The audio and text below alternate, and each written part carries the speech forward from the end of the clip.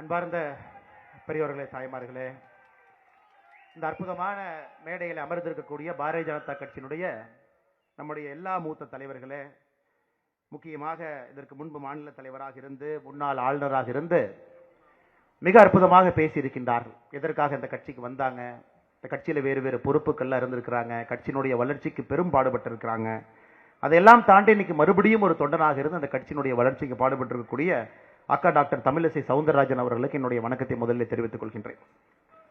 அதே போல பாரதிய ஜனதா கட்சியினுடைய சட்டமன்ற குழு தலைவராக இருந்து இந்த ஒரு ஆண்டு முழுவதுமே 365 நாட்கள் அடல் பிகாரி வாஜ்பேயி அவனுடைய புகழை தமிழகம் எல்லாம் பட்டி தொட்டி எல்லாம் எடுத்து சென்று நல்ல விஷயங்களை செய்வதற்கு அந்த குழுவினுடைய தலைவராக இருக்கக்கூடிய அண்ணன் நயினார் நாகேந்திரன் அவர்கள், திருநெல்வேலியினுடைய எம்எல்ஏ அண்ணன் அவர்களுக்கும் என்னுடைய மரியாதை கலந்த வணக்கத்தை தெரிவித்துக் கொள்கின்றேன்.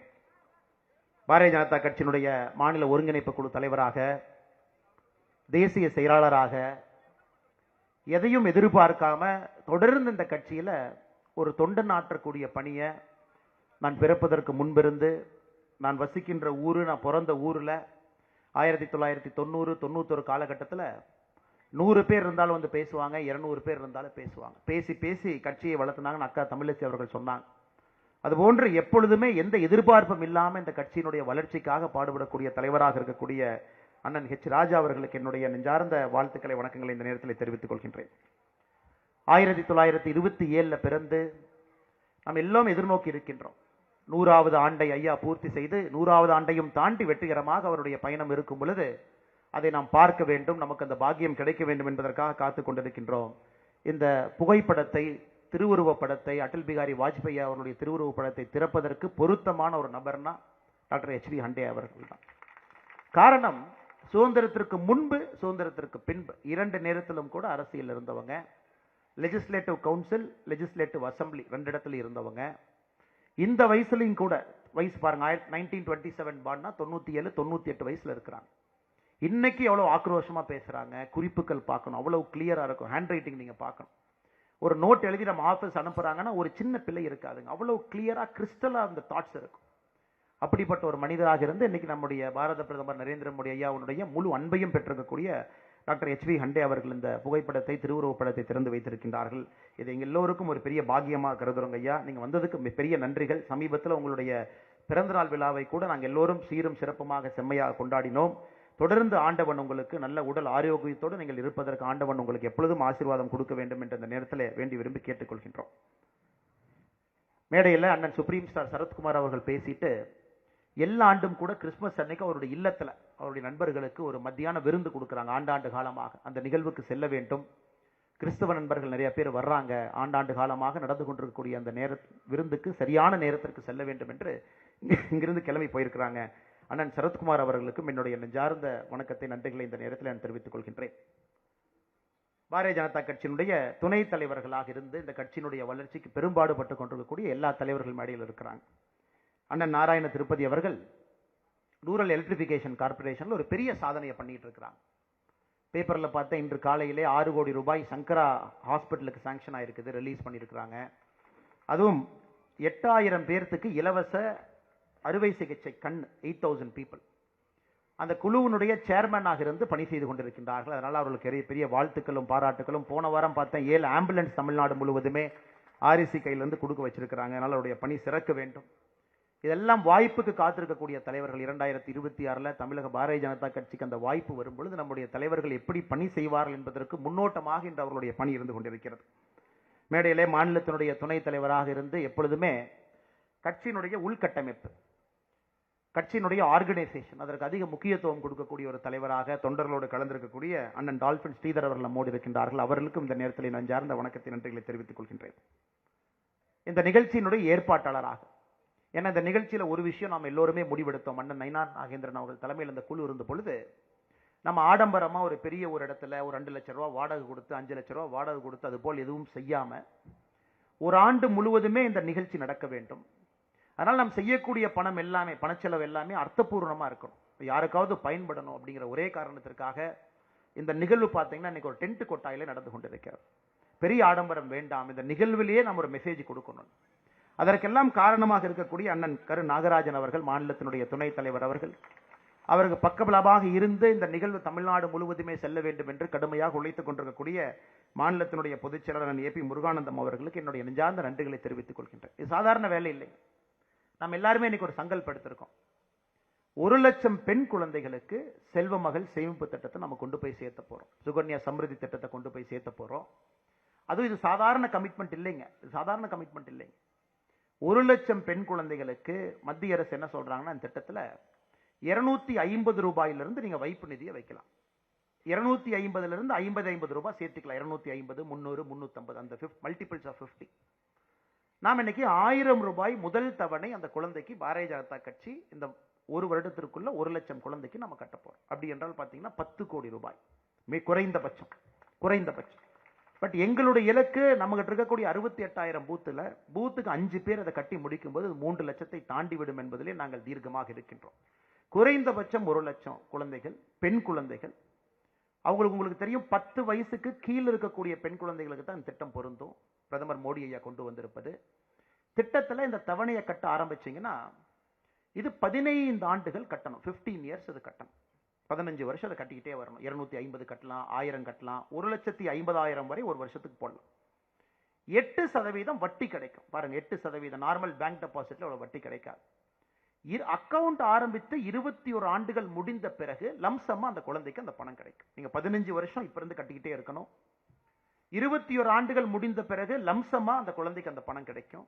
அந்த நேரத்தில் கல்வி செலவு, திருமண செலவு, வேற எந்த செலவாக இருந்தாலும் கூட அதை பயன்படுத்தலாம். 18 வயசு அந்த குழந்தைக்கு ஆன உடனே அக்கௌண்ட் ஹோல்டர் அவங்க மாறிடுவாங்க. இன்னைக்கு கார்டியன்ஸ் இருக்கிறாங்க. அந்த பெண் குழந்தை 18 ஆண்டை பூர்த்தி செய்யும் பொழுது பிரைமரி அக்கௌண்ட் ஹோல்டர் அவங்க மாத்திக்குவாங்க. அக்கௌண்ட் அவங்க ஆபரேட் பண்ணுவாங்க. இது பிரதமர் அவர்கள் கொண்டு வந்திருக்கக்கூடிய திட்டத்தை மிகப்பெரிய அளவில் நாம் செய்து கொண்டிருக்கின்றோம். ஆனால் இந்த ஆண்டு அடல் பிகாரி வாஜ்பாய் அவருடைய 100 இந்த ஆண்டுல அதை 1,00,000 குழந்தைக்கு குறைந்தபட்சம் எடுத்து செல்ல வேண்டும் என்று இந்த குழு முடிவு செய்து தமிழகத்தில் இருக்கக்கூடிய எல்லா தலைவர்களும் அதை முன்மொழிந்து வழிமொழிந்து நாங்களும் இதில் இறங்குறோம்னு சொல்லி இன்னைக்கு ஆரம்பத்தில் 10 குழந்தைகள், அதை தாண்டி இங்க போஸ்ட் ஆபீஸ்ல இருந்து நம்முடைய சார் எல்லாம் வந்திருக்கிறாங்க. சார் மேடம் எல்லாம் உட்கார்ந்து எல்லாம் ரெஜிஸ்ட்ரேஷன் போயிட்டு இருக்கு. நாங்கள் இதை ஒரு தவமாக வேள்வியாக நாம் இதை செய்ய வேண்டும் என்பது என்னுடைய அன்பான வேண்டுகோள் உங்களுக்கு. வேள்வியா பட்டி தொட்டி எல்லாம் நாம ஒரு பெண் குழந்தைக்கு இதை நாம் செய்யணும். இது நம்முடைய வேள்வி. இதற்காக நம்ம கட்சியில போஸ்ட் அடிக்கிறத குறைச்சிக்கங்க, பேனர் வைக்கிறத குறைக்கணும்னா தயவு செஞ்சு குறைச்சிக்கங்க. இதர செலவுகள் எல்லாத்தையும் குறைச்சு அந்த செலவை இங்க கொடுங்க. இல்ல ஒருவர் என்னால 1000 ரூபாய் கொடுக்க முடியலன்னு நினைச்சா 5 பேர் ஆளுக்கு 200 ரூபாய் போட்டு ஒரு 1000மாக 5 பேர் சேர்ந்து அந்த குழந்தை கட்டுங்க. ஏன்னா நாம வாஜ்பாய் அவனுடைய 100 விழாவை கொண்டாடும் பொழுது we are a party with difference என்பதை தமிழக மக்களுக்கு நாம் உணர்த்த வேண்டும். இது பார்ட்டி வித் டிஃபரன்ஸ். அடிப்படையில் இந்த கட்சியில ஒரு வித்தியாசம் எப்பவுமே இருக்குங்க. வாஜ்பாய் அவனுடைய வாழ்க்கையை அதற்கு ஒரு சாட்சி. 1957 தேர்தலில் நம்ம அண்ணன் ஹெச் ராஜா அவர்கள் மிக அற்புதமா சொன்னாங்க. 57 தேர்தலில் 2 இடத்துல நின்னாங்க. ஏன்னா இந்தியாவிலே ஒரு தலைவர் 10 முறை லோக்சபாக்கு போயிருக்கிறாங்க, 2 முறை ராஜ்யசபாக்கு போயிருக்கிறாங்க. ஆனா 10 முறையும் ஒரே தொகுதியிலிருந்து போகலீங்க. 10 முறை 6 தொகுதியிலிருந்து போயிருக்கிறாங்க. 4 மாநிலத்திலிருந்து போயிருக்கிறாங்க. குஜராத்ல இருந்து போயிருக்கிறாங்க, உத்தரப்பிரதேசல இருந்து போயிருக்கிறாங்க, டெல்லியில இருந்து போயிருக்கிறாங்க, மத்திய பிரதேசல இருந்து போயிருக்கிறாங்க. பாருங்க, வேறு வேறு மாநிலத்திலே ஏற்றுக்கொள்ளப்பட்ட ஒரு தலைவர் 10 முறை லோக்சபா போயிருக்கிறாங்க. 6 தொகுதிகளில் இருந்து பல்ராம்பூர், மதுரா, லக்னோ, குவாலியர், புதுடெல்லி, காந்தி நகர். வேறு வேறு இனம், பேசக்கூடிய மொழிகள் வேறு, ஆனாலும் எல்லோரும் ஏற்றுக்கொள்ளப்பட்ட ஒரு தலைவர் அடல் பிஹாரி வாஜ்பாய். இந்தியாவில் யாருக்காச்சும் இந்த பெருமை இருக்கான்னு நீங்க சொல்லுங்க. அதனாலதான் சில தலைவர்கள் அவருடைய வாழ்நாள்ல பொலிட்டிக்கல் லீடர் என்கின்ற வார்த்தையிலிருந்து ஸ்டேட்ஸ்மேன் என்கின்ற வார்த்தைக்கு போயிடுறாங்க. அவர் வாழ்கின்ற காலத்துல ஸ்டேட்ஸ்மேன் அப்படின்னு கேட்கிறார், உலகத் தலைவர் என்று. இந்தியாவிலிருந்து எல்லோரும் ஒருங்கிணைத்து உள்ளடக்கி எல்லா மக்களாலும் ஏற்றுக்கொள்ளப்பட்ட சில தலைவர்கள் முக்கியமான ஒரு தலைவர் அடல் பிஹாரி வாஜ்பாய் அவர்கள். அது அவருடைய பெருமை.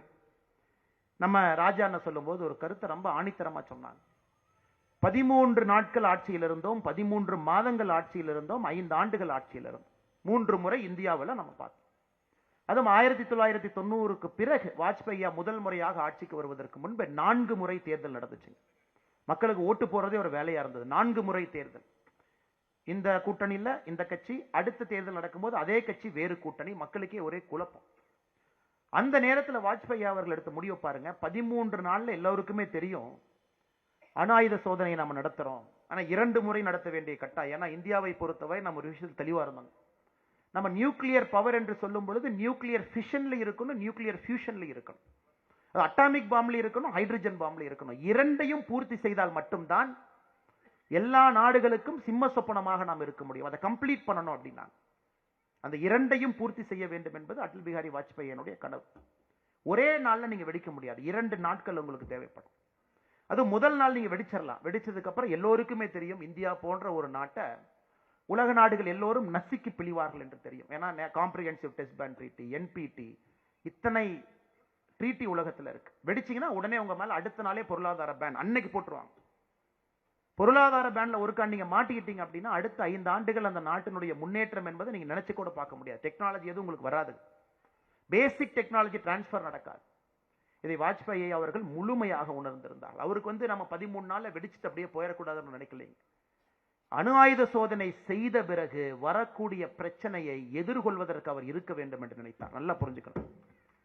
நான் 2 முறை அணு ஆயுத சோதனை நடத்துவோம். மே 11ஆம் தேதி, 13ஆம் தேதி 1998 போக்ரானில். முதல் சோதனை நடத்த பொழுது அமெரிக்காவுடைய அதிபர் போன் பண்ணாங்க, பண்ணிட்டீங்க போதும் நிறுத்துங்க, பாகிஸ்தான் அடுத்து சோதனை செய்வதற்கு தயாரா இருக்கிறாங்க.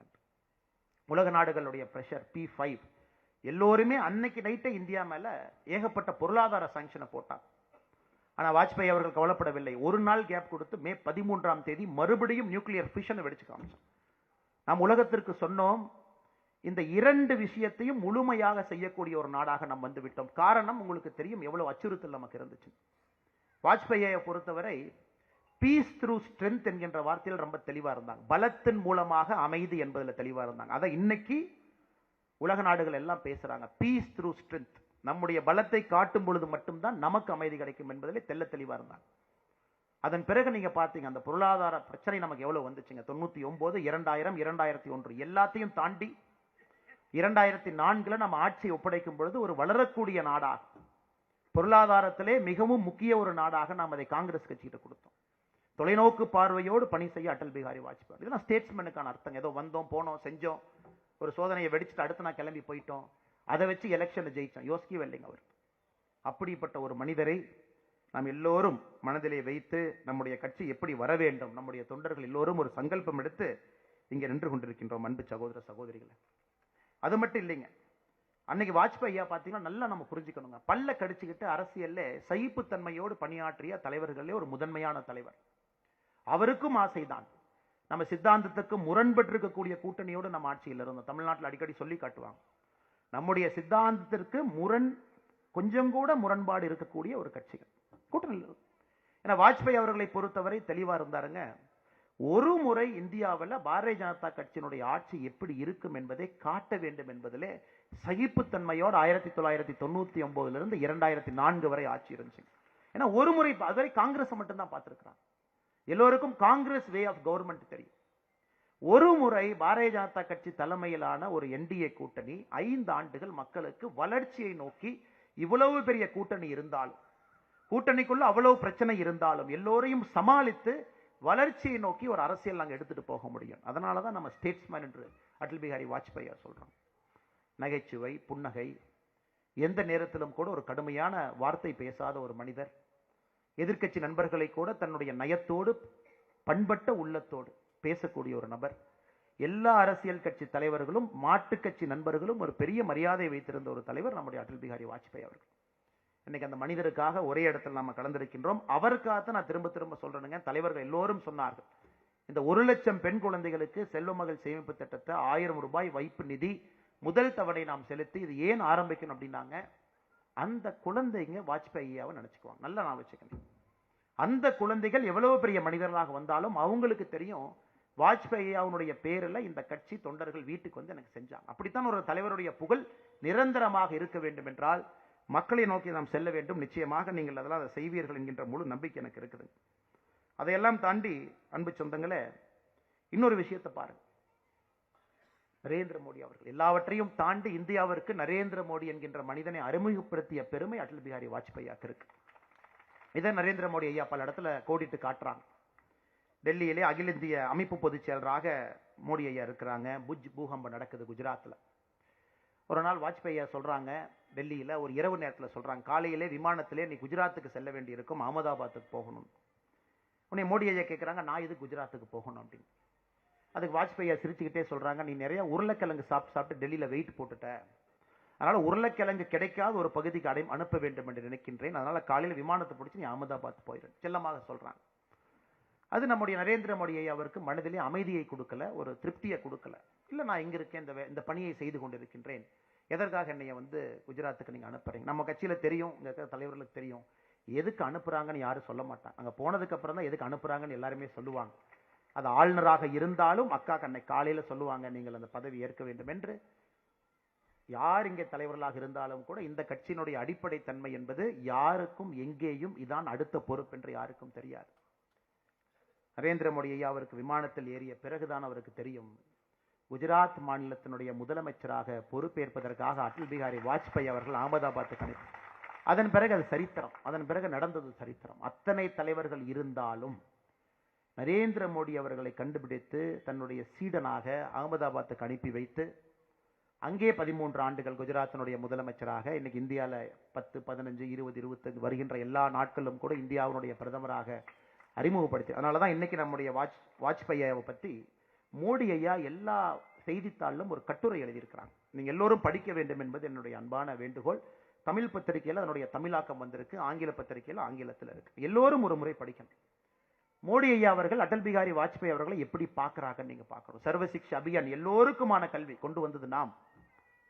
கிராமத்தை நோக்கி தார் சாலைகள் போகணும், பிரதான் மந்திரி கிராம் சதக் யோஜனா, கிராமத்தை நோக்கி பிரதம மந்திரியுடைய தார் சாலை திட்டம் கொண்டு வந்தது நாம். எல்லாருமே கோல்டன் குவாடிலேட்டர்ங்கிற வார்த்தையை பயன்படுத்துறாங்க பாருங்க, நம்ம கோல்டன் ஸ்கொயர்னு பயன்படுத்தலைங்க. 4 முனையை கனெக்ட் பண்ணணும்னு நினைக்கல, அது குவாடிலேட்டராக இருக்க வேண்டும் என்று நினைத்தோம்.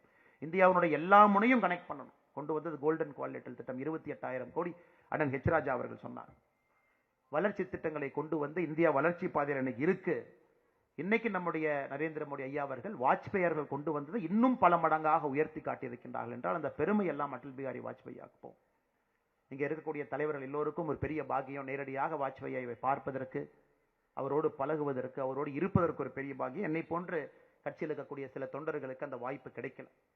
ஆனால் நமக்கு இது போன்ற நிகழ்வுகள் எல்லாம் கிடைக்கும் பொழுது அதை நாம் முழுமையாக ஆத்மார்த்தமாக அதிலே பங்கெடுக்கும் பொழுது நாமும் அடல் பிகாரி வாஜ்பாயோடு இருந்ததற்கான நினைவு நமக்கு வரும். அதற்காக நீங்க எல்லாம் கையில் எடுங்க.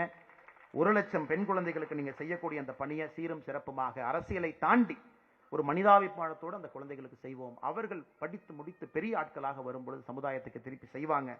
அதனால இந்த அற்புதமான நிகழ்வுக்கு வந்திருக்கக்கூடிய எல்லா ஆற்றல் மிகுந்த தலைவர்களுக்கு என்னுடைய நெஞ்சார்ந்த நன்றிகளை தெரிவித்து, மிக முக்கியமாக நம்முடைய மக்கள் பிரதிநிதிகள் அக்கா உமானந்தன் அவர்கள் இருக்கிறாங்க, அண்ணன் லியோ சுந்தரம் அவங்க இருக்கிறாங்க, அவர்களுக்கும் என்னுடைய நெஞ்சார்ந்த நன்றிகளை இந்த நேரத்தில் தெரிவித்துக் கொள்கின்றேன். நம்முடைய மாவட்ட தலைவர்களாக இருக்கக்கூடிய அண்ணன் சாய் சத்யன் அவர்கள் இந்த மாவட்டத்தினுடைய தலைவர், மேடையில் இருக்கக்கூடிய எல்லா நம்முடைய சென்னையினுடைய எல்லா பகுதியினுடைய தலைவர்கள் எல்லோரும் வந்திருக்கின்றார்கள். அவர்களுக்கும் என்னுடைய நெஞ்சார்ந்த நன்றிகளை தெரிவித்துக் கொள்கின்றேன்.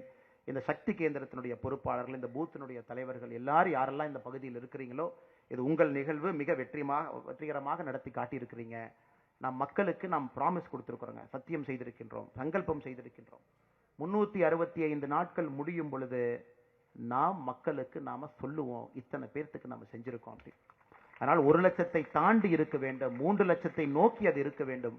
நிச்சயமாக அதை நோக்கி நாம் செல்ல வேண்டும். நீங்கள் அதை அழைத்து செல்வீர்கள் என்கின்ற முழு நம்பிக்கை இருக்கு. வாய்ப்பு கொடுத்த எல்லா தலைவர்கள், முன்னிறுக்கையில் இருக்கக்கூடிய தலைவர்களுக்கும் நன்றி தெரிவித்து என்னுடைய உரையை முடித்துக் கொள்கின்றேன். நன்றி, வணக்கம். பாரத் மாதா கி ஜெய்.